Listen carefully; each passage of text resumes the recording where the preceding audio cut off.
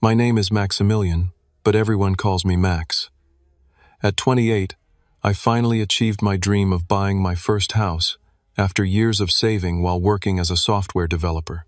The pride I felt walking through my own front door was indescribable, especially coming from a family where privacy was just a theoretical concept. Never did I imagine that my sanctuary would be invaded so quickly until that Tuesday evening when I came home, exhausted to find my parents casually sitting in my living room like they owned the place. Before I continue this story, drop a comment letting me know where you're watching from. Hit that like button and subscribe to see more stories about standing your ground against family overreach. Growing up in the Morgan household meant accepting that privacy was a luxury, not a right. My father Richard, a micromanaging accountant, and my mother Karen, a helicopter parent before the term was even coined, operated on the firm belief that family has no boundaries. This philosophy manifested in countless ways throughout my childhood and teenage years. When I was 13, my father installed monitoring software on my computer that forwarded my internet history directly to his email. I discovered this humiliating setup when he confronted me about researching a paper on the French Revolution, concerned about my interest in violent historical events. At 15, my mother regularly tidied my room, which was her euphemism for reading my private journal. She would casually reference my personal thoughts at dinner, offering unsolicited advice on friendships and crushes, while my father nodded approvingly. My 17th birthday gift was a smartphone, which came with the condition that they would have my password and could check it any time. When I expressed discomfort, my father's response was always the same. "We're your parents. We have a right to know everything about you. When you pay your own bills, then you can have secrets." This mantra was repeated so often it became the unofficial family motto. College at Arizona State became my first taste of genuine freedom. The 6-hour drive from our Sacramento home created enough distance that their oversight became impractical. I thrived in this newfound independence, making the dean's list consistently while managing my own schedule, friendships, and decisions without parental input for the first time. After graduation, I moved into a series of shared apartments with roommates from college. My parents viewed these living situations as temporary, referring to them as my practice homes until I would naturally move back to Sacramento. They never understood that every career decision, every dollar saved, was part of my strategy to build permanent independence. My job at Rapid Tech, a growing software company, demanded long hours and complete dedication. While my colleagues complained about the workload, I volunteered for overtime and weekend projects. Every extra dollar went straight into my house fund. My supervisor, Blake, noticed my determination and took me under his wing, accelerating my promotion track and increasing my saving potential. After 4 years of aggressive saving and a modest inheritance from my grandfather, the only family member who seemed to understand my need for autonomy, I had enough for a down payment. The house hunting process was exhaustive. I viewed 67 properties over 8 months, researched neighborhood crime statistics, property tax histories, and potential appreciation rates.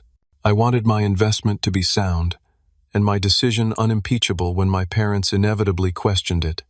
The perfect house appeared when I least expected it, a 1950s bungalow with 2 bedrooms, 1.5 bathrooms, hardwood floors beneath tired carpet, and good bones disguised by outdated fixtures. Located in Roseville, it was 30 minutes from my parents' house, close enough to visit but too far for casual drop-ins. At least that's what I thought. The previous owner, an elderly widow moving to assisted living, accepted my offer despite higher bids because I wrote a letter promising to restore the home's original character. The day I signed the closing papers was the first time I truly felt like an adult. The weight of the house keys in my palm represented everything I had worked for. The first 2 months of homeownership were a revelation in peace and self-determination. I established morning routines that began with coffee on my small back porch, listening to birds instead of parental commentary about my career trajectory. Weekends became dedicated to restoration projects, stripping decades of paint from original window frames, refinishing hardwood floors, and learning plumbing basics through YouTube tutorials and numerous trips to the hardware store. My best friend Nathan helped me install ceiling fans and paint the kitchen cabinets navy blue, a color my mother would have vetoed as too dark. But that brought me joy every morning. My colleague Amelia taught me to propagate houseplants that gradually filled sunny corners. These friends, chosen family rather than assigned, celebrated my independence without questioning my decisions. 6 weeks after moving in, I hosted my first dinner party. 7 friends squeezed around my vintage dining table, eating lasagna from mismatched plates and drinking wine from mason jars because I hadn't yet purchased proper glassware. The house hummed with conversation and laughter, christening it as truly mine. As my friends left that night, each one commented on how the house already reflected my personality, organized but comfortable, modest but thoughtful. My parents had visited only once for an awkward housewarming where my mother pointed out every imperfection while my father calculated aloud how much equity I could build before upgrading to a family home. They left after an hour, clearly disappointed that I hadn't consulted them on the purchase. Their parting words, "We're just a phone call away. When you need help fixing this place up," carried an assumption that such calls were inevitable and imminent. I didn't call. Instead, I reveled in addressing each home improvement challenge myself or with friends who respected my vision. The growing confidence in my capabilities extended beyond homeownership into other aspects of my life. I began speaking up more in meetings at work. I started dating with clearer boundaries. I was becoming the version of myself that had always existed beneath my parents' expectations. This peaceful existence lasted exactly 63 days. The day that everything changed began, like many others, with a coding crisis at work. Our team had discovered a critical security vulnerability in our flagship product just hours before a major client demo. What should have been a 9-hour workday stretched into 12 as we frantically patched the issue, ran diagnostics, and prepared documentation for the executive team. By 7:30 that evening, my eyes burned from staring at screens, my shoulders ached from hunching over keyboards, and my patience had worn microscopically thin. My only consolation was the thought of my quiet house, waiting for me, specifically the leftover Thai curry in my refrigerator and the expensive bottle of Blanton's bourbon I'd been saving to celebrate my first successful solo project deployment. I stopped at Magnolia Market on the way home to grab fresh limes for my planned celebration drink. The cashier commented on my exhausted appearance, joking that I looked like I needed the entire produce section, not just citrus. Her simple human connection momentarily lifted my mood as I drove the final stretch home, watching sunset colors paint the sky in hues of orange and pink. As I turned onto my street, the familiar sense of pride warmed my chest at the sight of my modest home, until I noticed the lights glowing through my living room windows. My porch light, which operated on a timer and shouldn't have activated for another hour, cast a yellow pool on my front steps. My car slowed involuntarily as confusion gave way to alarm. Had I left lights on this morning? Impossible. My programmable habit of checking them twice before leaving was borderline compulsive. Was someone breaking in? The neighborhood had experienced a string of minor burglaries last month. My heart hammered against my ribs as I parked across the street rather than in my driveway, giving myself space to assess the situation. I called Nathan, speaking in hushed tones as I explained the situation. He advised calling the police, but something in my gut urged caution. "Let me peek through the window first," I whispered, approaching my own home like a trespasser. As I crept up the side path toward the bay window, the sound of familiar laughter froze me in place. Through a gap in the curtains I hadn't fully closed that morning, I saw them, my parents, comfortably ensconced on my sofa, as if they belonged there. My mother sat with her shoes off, feet tucked beneath her, flipping through a home decor magazine I didn't recognize. My father, tumbler in hand, was watching my television and helping himself to the Blantons I had been saving. The surreal sight momentarily disconnected me from reality. Had I given them a key I'd forgotten about? Had we planned a visit that slipped my mind during the workday chaos? No, neither explanation fit. This was unauthorized entry regardless of our blood relation. I ended the call with Nathan promising to update him later and took 3 deep breaths before inserting my key into the lock. The sound prompted immediate movement inside. As I pushed open the door carrier bag of limes dangling from one wrist and laptop bag from the other, my parents looked up with expressions not of guilt, but of casual expectation. "There you are," my mother exclaimed, as if I were late to an appointment in my own home. "We were wondering when you'd get back." The living room I had left immaculate that morning had been subtly rearranged. My reading chair now angled toward the television instead of the window. A new throw blanket I'd never seen covered part of my sofa. A vase of fresh flowers, lilies that would aggravate my allergies, dominated my coffee table. "What are you doing here?" I asked, my voice emerging steadier than I felt. "And how did you get in?" My mother smiled indulgently, the expression she typically reserved for what she considered my amusing overreactions. From her purse, she extracted a silver house key attached to a keychain, featuring a photo of our family from my high school graduation. "We thought we'd surprise you." She waved the key like it was a completely normal thing to possess without my knowledge. "Now it's family property, so let's not make a big deal out of it. I brought some proper curtains for that window. The ones you chose are letting in too much morning sun. You'll never get proper rest." My father took another sip of my bourbon, and added, "Your mother was worried you weren't eating right living alone. We brought lasagna, a real one, not that vegetarian nonsense you've been experimenting with. It's in the fridge." The casual invasion left me momentarily speechless. My gaze traveled from the key in my mother's hand to the bourbon in my father's, then to the stack of home improvement magazines, now occupying the side table where my computer science journals had been. While I processed this violation, my mother had already stood and was moving toward my kitchen. "I reorganized your pantry honestly. Max alphabetizing spices. Who has time for that? I grouped them by function instead. Much more efficient when you're actually cooking." Something in me snapped. Not violently, not dramatically, but with the quiet finality of a thread pulled beyond its tensile strength. I set down my bags, walked calmly to my front door, and held it open wide. A cool evening breeze swept in, carrying the scent of my neighbor's jasmine. I smiled, not the accommodating smile they were accustomed to, but one that didn't reach my eyes. "I never gave you a key," I said evenly, "because I never invited you to enter my home without permission. This isn't family property. It's my property, purchased with my money, maintained with my labor. So here's what's going to happen.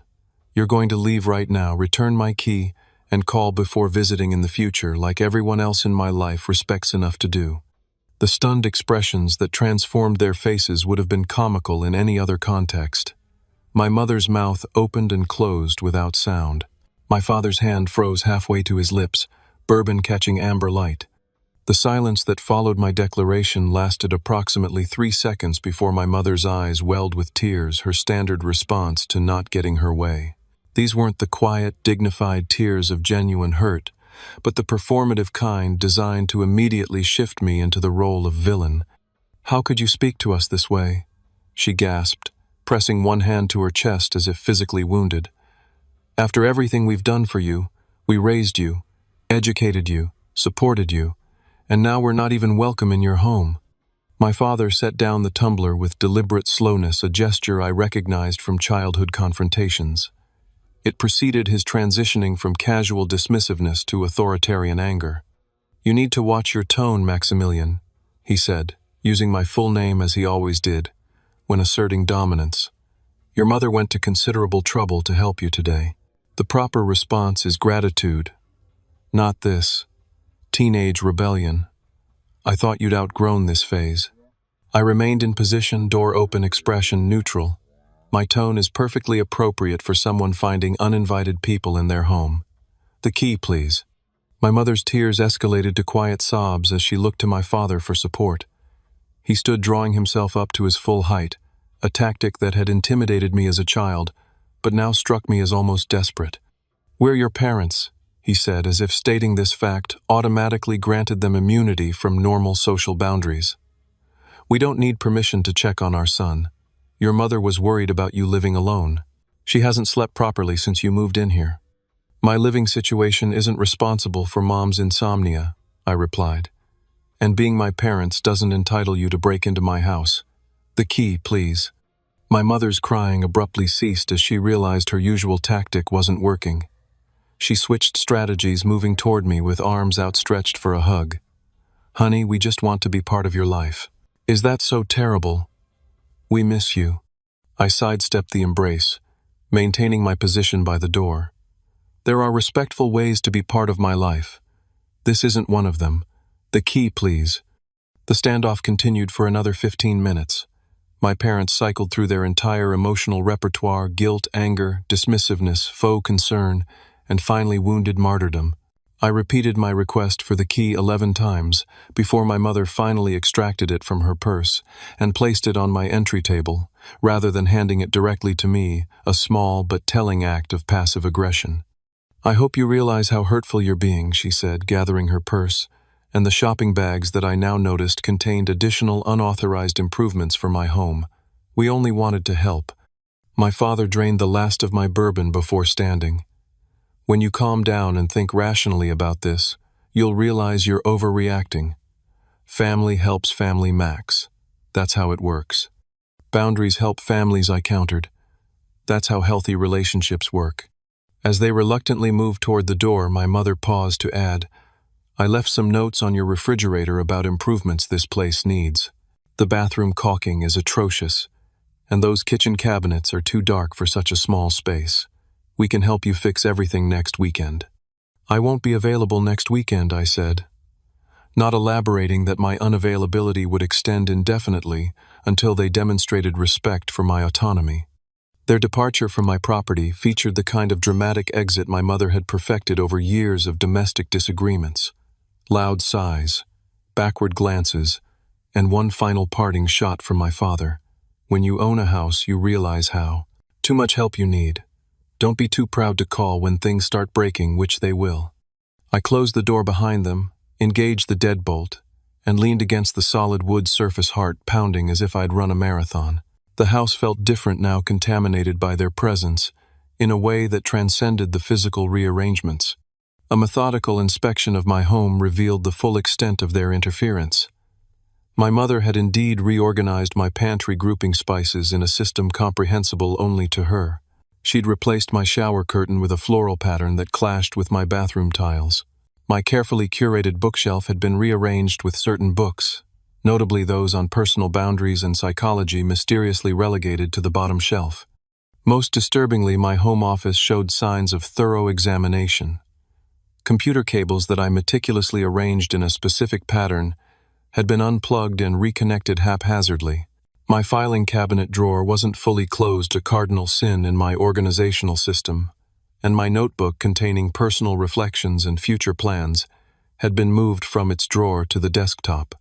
The refrigerator bore 7 yellow sticky notes with my mother's looping handwriting, each detailing urgent improvements ranging from "replace bathroom faucet, current one wastes water," to "consider lighter curtains, too masculine and dark." In here, the final note simply read, "Spare bedroom would make perfect nursery someday. Let's discuss paint colors next visit." Sleep evaded me that night despite my physical exhaustion. I lay awake replaying the confrontation, analyzing whether I could have handled it differently while still maintaining my boundaries. Around 2 in the morning, my phone began buzzing with text messages. From Mom. "Just checking you're okay. You seemed very stressed. Remember, your blood pressure tends to run high like your father's outer. Tends to halder. Juster." From Dad. "Your mother is upset. Call her tomorrow and apologize. We're only trying to help." From Mom again. "Found this article about the dangers of living alone. Sending you the link. Lots of break-ins in Sacramento area recently." From Dad again. "That bourbon is overpriced. I can recommend better options that don't drain your savings. Financial responsibility comes before luxury purchases." I silenced my phone, but damage was done to my sense of security. Even with them physically gone, their presence lingered in these digital intrusions. The pattern was so familiar: boundary violation, followed by making me responsible for their emotional reactions to my reasonable limits. As dawn broke, I made 2 decisions. First, I would change my locks immediately. Second, I would not respond to the texts establishing an information boundary to complement the physical one. Little did I know that both these strategies would prove woefully insufficient in the weeks to come. The locksmith arrived at 7:30 the next morning, replacing both my front and back door locks with high security models that couldn't be easily duplicated. His raised eyebrow at my urgency and willingness to pay rush fees spoke volumes, but professional discretion kept him from asking questions. By 8:15, I had new keys and a restored sense of security that proved embarrassingly short-lived. The following Monday, I was deep in code review when our receptionist Stephanie called my desk extension. "Your parents are in the lobby," she said, confusion evident in her voice. "They say they're surprising you with lunch." The familiar tightness returned to my chest as I explained I wasn't available. Stephanie, bless her, offered to convey this message, sparing me direct confrontation. Through the glass partition separating our work area from the reception, I watched my mother's expression shift from expectant to disappointed to determined. For 20 minutes they remained in the lobby, my father periodically checking his watch, while my mother engaged Stephanie in what appeared to be increasingly uncomfortable conversation. When they finally left, Stephanie brought a paper bag to my desk. "They insisted you needed a proper lunch because you looked thin in your Facebook profile picture from last month." Inside I found a turkey sandwich with mayonnaise, which I'm allergic to, an apple acceptable, and a handwritten note reading, "Since you're too busy for family, at least eat something nutritious. We'll try again when you're less focused on impressing your boss than maintaining relationships that actually matter." Wednesday brought a new intrusion. Arriving home from work, I discovered grocery bags on my front porch, perishables like milk and meat, left unrefrigerated for unknown hours. My mother's handwriting on a note taped to one bag read, "Noticed your fridge was nearly empty on Monday. No wonder you're losing weight. Let yourself in to put these away, but your key doesn't work anymore. Call locksmith, something wrong with your new locks." By Friday, the escalation continued. My neighbor Derek, a retired teacher I'd befriended during weekend yard work, approached me as I arrived home. "Your father was here for about 2 hours today," he reported. "Said you asked him to check for foundation issues. He was walking the perimeter of your house, looking in windows and checking the crawl space access. Seemed odd he didn't have a key, but he showed me a photo of you two together, so I didn't call anyone." I thanked Derek for the information while inwardly calculating the implications. My father had no background in construction or foundation work. His inspection was merely pretext for surveillance, and involving my neighbor represented a new level of manipulation, recruiting others into enabling their boundary violations. The weekend brought no respite. Saturday morning, a locksmith, not the one I had used, knocked on my door with a work order called in by the homeowner to create new keys. When I explained I hadn't placed this order, he showed me the service request form listing my father's name and contact information. I sent the locksmith away and immediately received a text from my father, "Just trying to help with your lock situation. No need to be difficult." Sunday morning, my mother happened to attend the same service at my new church, sitting next to me before I realized her presence and introducing herself to everyone in my row as Max's mother, who he doesn't visit enough. During coffee hour afterward, she managed to distribute her phone number to 3 church members, encouraging them to call if Max ever needs anything, since he's all alone in that big house. The social pressure extended beyond my parents' direct actions. By the second week after the initial incident, extended family members began reaching out. Aunt Patricia called to tell me I was breaking your mother's heart with this childish independence kick. Uncle George emailed articles about elder care and the importance of maintaining family connections before it's too late. My cousin Stephen, with whom I'd always been close, texted to ask, "What's this I hear about you banning your parents from your house?" Meanwhile, 3 friends from high school, people I hadn't spoken with in years, suddenly contacted me on social media with variations of, "Heard you're having family troubles and your mom seems really upset." The coordinated nature of these outreaches confirmed my suspicion. My parents were systematically working to create external pressure that would force me back into compliance with their expectations. The breaking point arrived 3 weeks after the initial incident.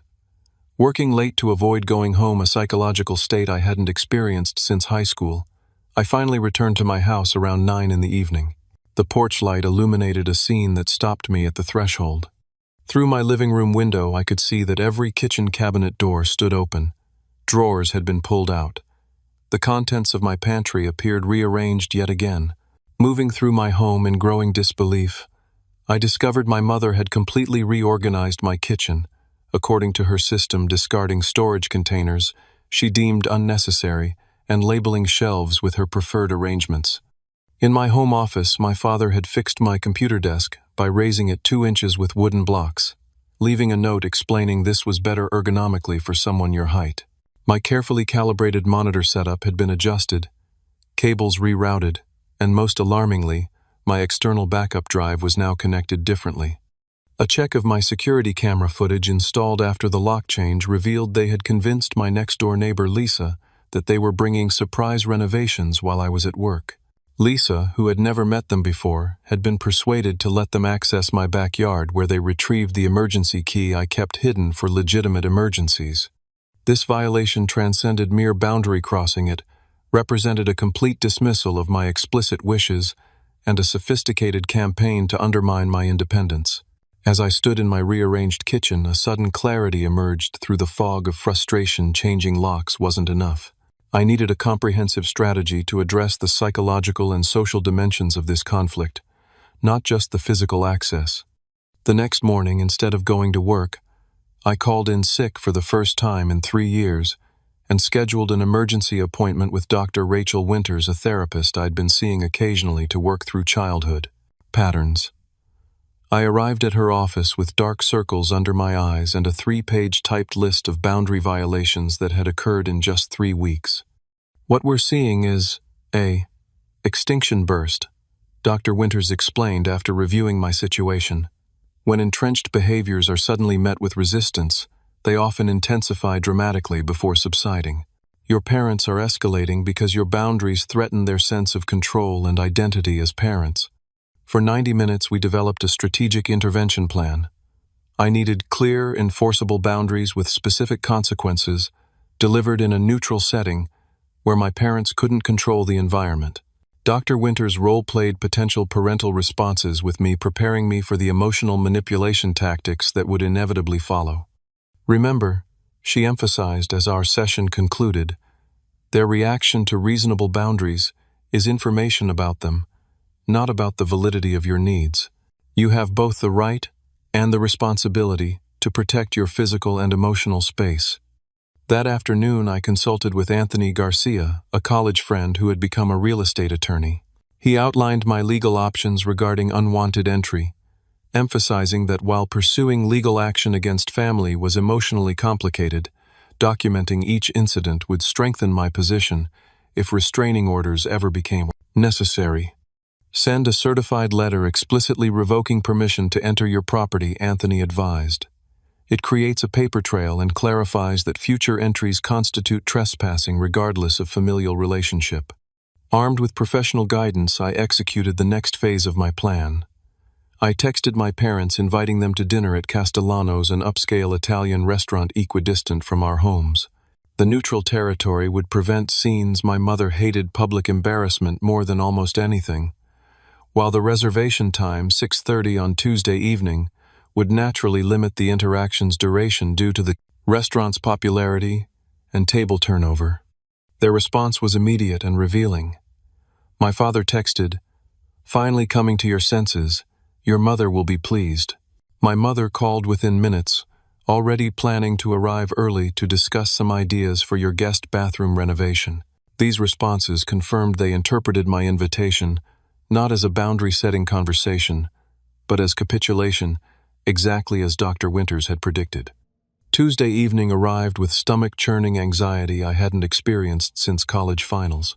I deliberately arrived 20 minutes early to secure our table and establish psychological home field advantage, but discovered my parents already seated, my mother rearranging the table settings, and my father questioning the waiter about wine selections my son might enjoy. "We took the liberty of ordering appetizers," my mother announced as I sat down. "You always take too long to decide, and the bruschetta here is apparently exceptional. And I've selected a Barolo that won't break your budget," my father added. "The markup on wine in restaurants is highway robbery, but this one's reasonable." Their presumptiveness extending even to this meal I had initiated and would be paying for perfectly illustrated the dynamic I needed to address. I waited until after drink orders and appetizers, allowing the social ritual to establish a veneer of normalcy before introducing the actual purpose of our gathering. "I invited you tonight because we need to discuss something important." I began, keeping my voice measured despite my racing heart. "The current dynamic between us isn't working, and I want to establish healthier patterns before our relationship suffers permanent damage." My mother immediately reached for my hand across the table. "We've been so worried about exactly that. You've been distant and cold, and we're concerned about your isolation in that house. Your father and I have been talking about—" "Please let me finish," I interrupted gently but firmly. "This isn't about my house or my lifestyle choices. It's about boundaries and respect between adults." I removed a small note card from my pocket, not because I needed notes for this conversation I'd rehearsed repeatedly, but because the physical object provided a concrete focus. I want to be clear about 3 specific boundaries going forward. First, no one enters my home without explicit invitation each time. Having a key which was obtained without my knowledge doesn't constitute ongoing permission to enter. My father's expression darkened. "That's ridiculous. We're family, not strangers." Second, I continued as if he hadn't spoken. "My personal and professional spaces are mine to organize and maintain according to my preferences. Commentary or criticism about my decorating organization or lifestyle choices is only welcome when I specifically ask for input." My mother's eyes widened. "So we're supposed to pretend we don't notice when you're living in conditions that aren't up to—" Third, I pressed on communication with my friends, colleagues, neighbors, or extended family about me needs my consent. Recruiting others to pressure me is inappropriate and damages multiple relationships, not just ours. The silence that followed lasted through the arrival of our main courses. My mother stared at her pasta without touching it, tears forming but held in check by the public setting. My father methodically cut his chicken parmesan into precise squares, a controlling gesture I recognized from childhood dinners after I disappointed him. "So that's it," he finally said. "You've unilaterally decided we're toxic influences to be managed. I've decided I'm an adult who deserves the same respect you'd give any other adult," I clarified. "These boundaries aren't punishments. They're the foundation of a healthier relationship where we can actually enjoy each other's company without underlying resentment." My mother's composure finally broke. "After everything we've sacrificed for you," she said, voice rising despite the restaurant setting, "this is how you repay us, by treating us like intruders, by embarrassing us in public with this intervention." Several nearby diners glanced our way. The waiter approaching with water refills diverted to another table. "I'm not trying to embarrass anyone," I said quietly. "That's why I chose a private table in a restaurant, instead of having this conversation in my living room or yours. I'm trying to find a way forward that respects everyone's needs." "Your needs seem to be excluding your family from your life," my father countered, voice tight with controlled anger. "That's not a boundary, Max.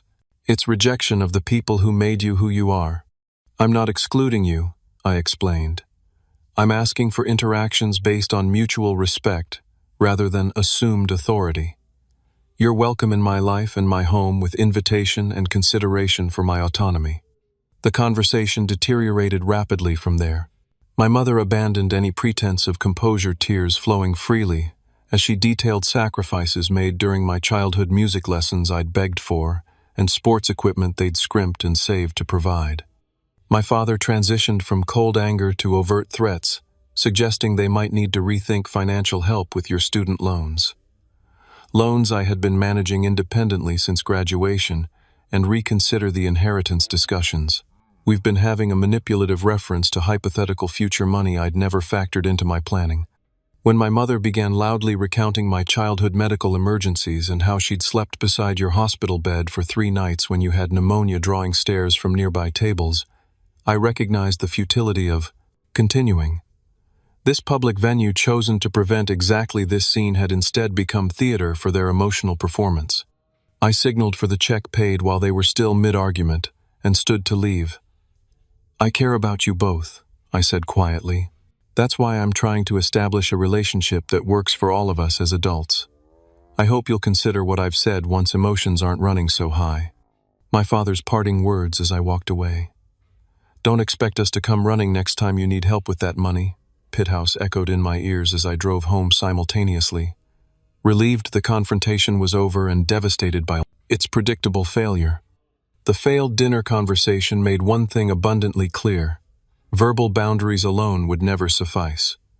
The following morning I implemented the comprehensive security plan Anthony had helped me develop.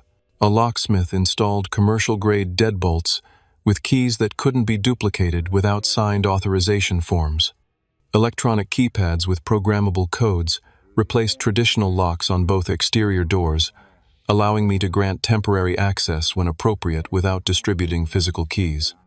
A complete security system followed door sensors, motion detectors, and window alarms connected to a monitoring service with my parents explicitly listed as unauthorized users who could not request system overrides. The doorbell camera I'd installed earlier was supplemented with additional exterior cameras covering all potential entry points, with footage backing up to cloud storage I alone could access. Derek, my retired neighbor who had previously been unwittingly recruited into my parents' schemes, became a valuable ally once I explained the situation. My sister pulled similar stunts with my nephew, he confided. Some folks can't accept when the parent-child relationship evolves. I'll keep an eye out and let you know if they show up while you're at work. I provided similar context to my direct neighbors on both sides and across the street, framing the situation tactfully, as my parents are having trouble respecting boundaries as I establish independence, rather than detailing the full extent of their violations. This network of aware neighbors created a community safety net without burning bridges through excessive disclosure. The physical security measures addressed only one dimension of the problem. The emotional boundaries required equally rigorous protection. I drafted a clear email to both parents establishing a 2-week communication pause to allow everyone space to process our dinner conversation.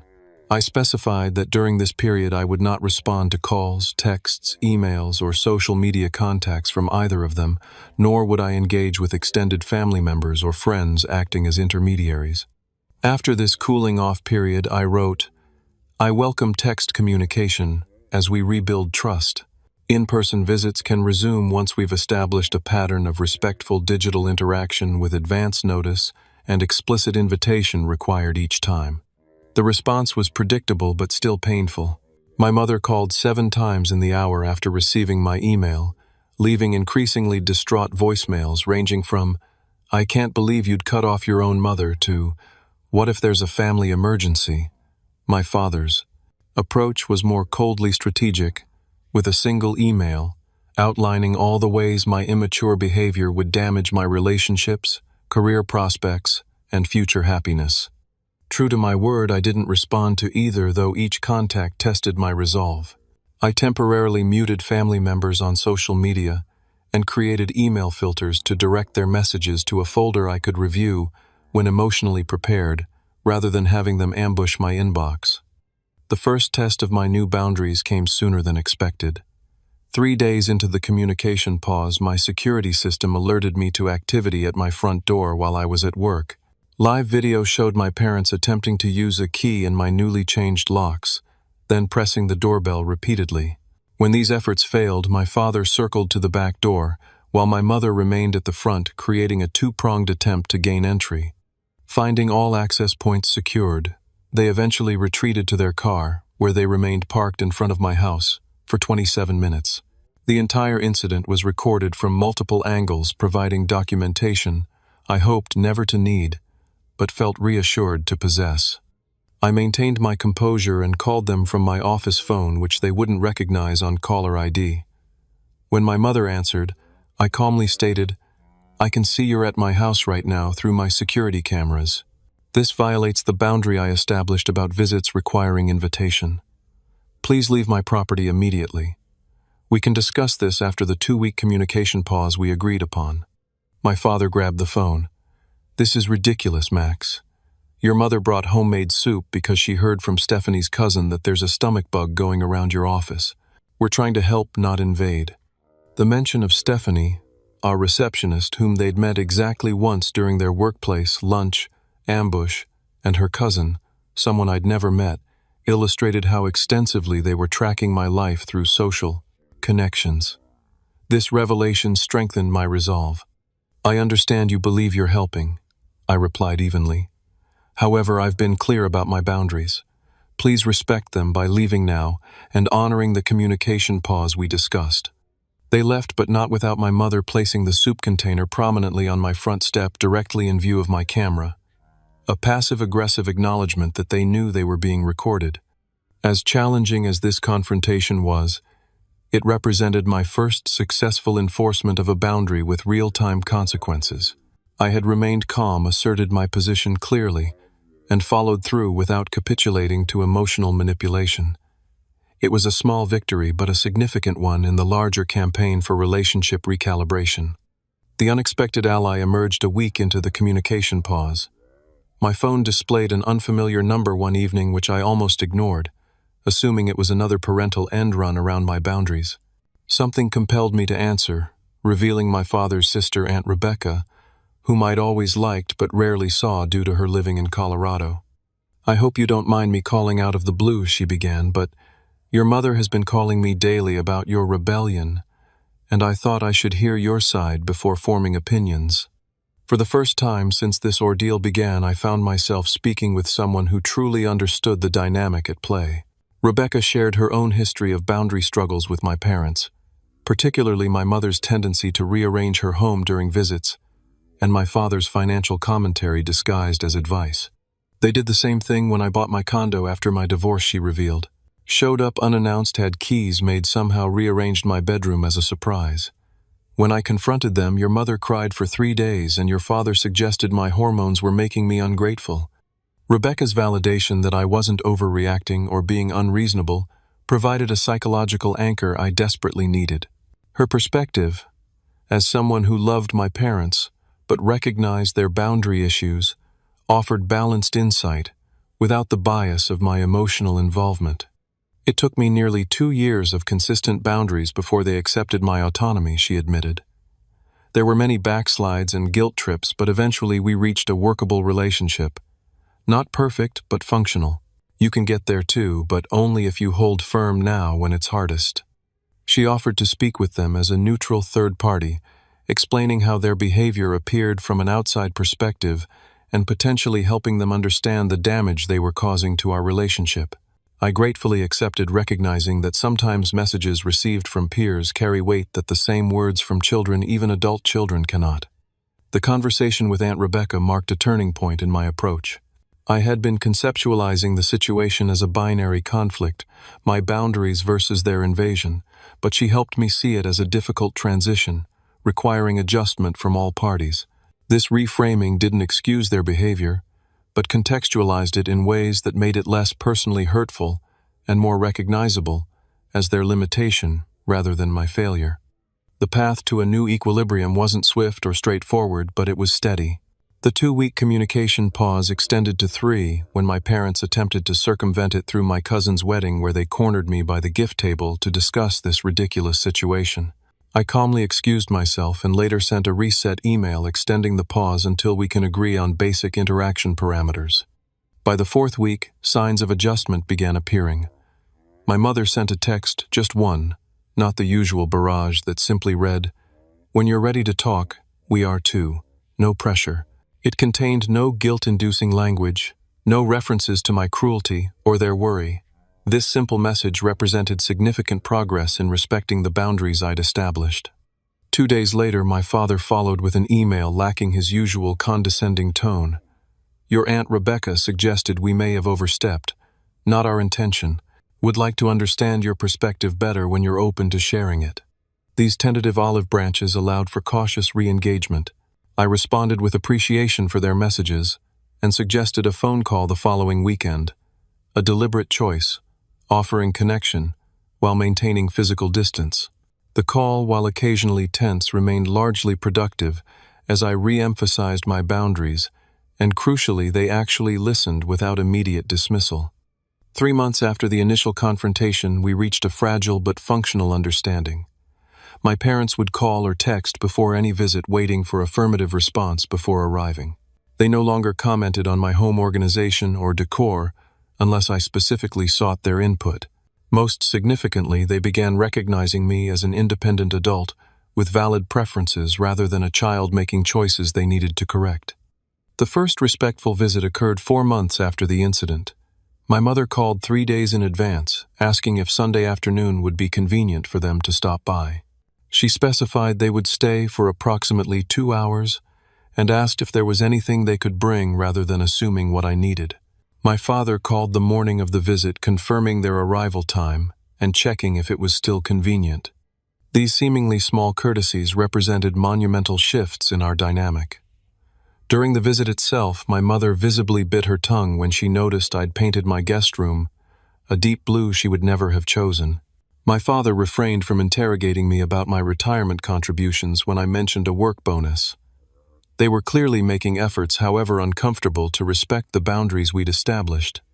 As our relationship recalibrated, I noticed positive ripple effects throughout other areas of my life. The confidence gained from standing firm with my parents translated to greater assertiveness at work. During a project planning meeting, I respectfully but firmly pushed back when my ideas were repeatedly interrupted, earning a nod of approval from my supervisor and setting a precedent for more equitable team dynamics. My newfound boundary-setting skills improved my dating life as well.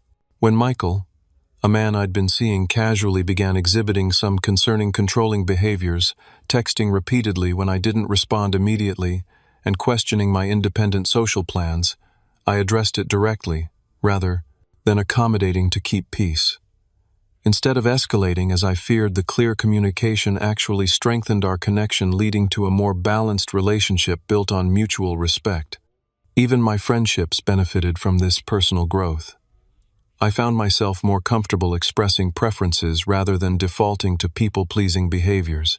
When my friend Jordan suggested a restaurant I disliked for our monthly dinner, I simply offered an alternative rather than silently acquiescing as I would have previously. This authenticity paradoxically deepened our connection, rather than creating the conflict I would have once feared.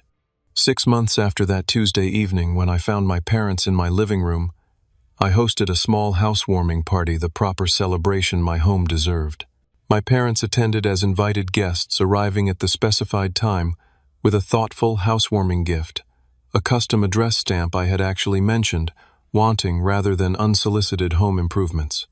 Watching them interact respectfully with my friends, colleagues, and neighbors, introducing themselves without embarrassing childhood stories or undermining comments, I felt a complex mixture of emotions: pride in our collective growth, gratitude for the difficult but necessary confrontation that catalyzed change, hope for the evolving relationship we were building on healthier foundations. That evening, as my father helped clean up without rearranging my kitchen, and my mother complimented my home without suggesting improvements, I recognized the profound truth that had emerged from this challenging chapter: ownership extends far beyond property deeds and mortgage payments. True ownership encompasses your decisions, your boundaries, and your right to define relationships on mutually respectful terms. The house keys in my pocket represented more than access to physical space. They symbolized the authority to determine who entered both my home and my life, under what conditions and with what expectations. This authority wasn't selfishly guarded, but thoughtfully administered, creating space for genuine connection rather than obligatory compliance. As my last guests departed, and my parents prepared to leave without assumptions about staying over or returning unannounced, my mother paused at the door. "Your grandfather would be proud of this place," she said simply. "And of you." The comment, free from manipulation or hidden agenda, felt like the final confirmation of our new dynamic. We had traversed a difficult path together and emerged with something more valuable than unquestioned access or authority. We had built mutual respect. Sometimes the most loving thing you can do is say no to those you care about most, not out of rejection or spite, but from commitment to authentic relationship. In establishing these boundaries, I hadn't lost my family. I'd created the foundation for a healthier one. Have you ever had to set difficult boundaries with family members who didn't respect your independence? Share your experience in the comments below. If my story resonated with you, please hit that like button and subscribe for more real-life lessons about navigating complicated relationships. Thank you for listening, and remember, owning your boundaries is the first step to owning your life.